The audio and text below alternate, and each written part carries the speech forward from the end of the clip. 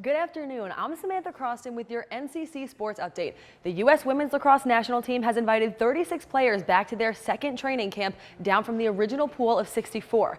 Syracuse women's lacrosse assistant coach Sydney Parecka is among those who punched her ticket to the second training camp. As the only Florida lacrosse representative at the U.S. tryout, Parecka is grateful to have 5 players from Syracuse headed to the second round with her.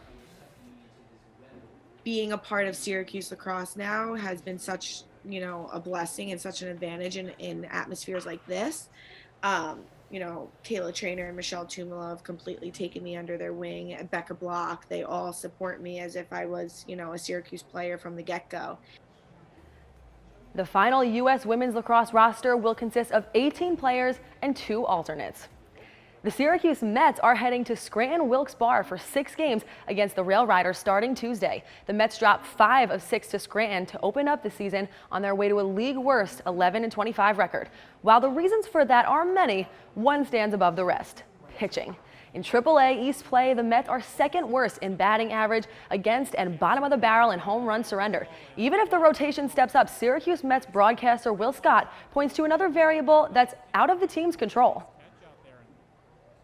The thing with AAA baseball, minor league baseball in general, there's just going to be so much movement throughout the season, especially with how many injuries that the New York Mets have had.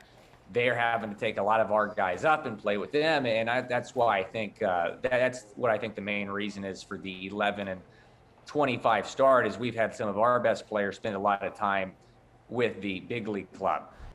Pitching isn't a problem for the local team's big brother, though, especially when its stable has an arm like Jacob deGrom's. The deGrominator is set to make his 11th start of the season this week against the Chicago Cubs. The question on everyone's mind, is it even possible for him to get any better? deGrom has more RBIs than earned runs allowed and hit the 100 strikeout mark in less than 62 innings of work. That's the fastest anyone has ever accomplished the feat since the mound moved to its current distance in 1893. New York podcast host John Jastrzemski points to one of deGrom's statistics that he sees as the most impressive. I think it's the idea that you're in the middle of June and the ERA is under 0.6. Like, that is just outrageous. That normally does not happen. He has now taken it to a whole nother level. He's throwing harder. He's that much better. And he's 8-9 years into a big league career. It's crazy.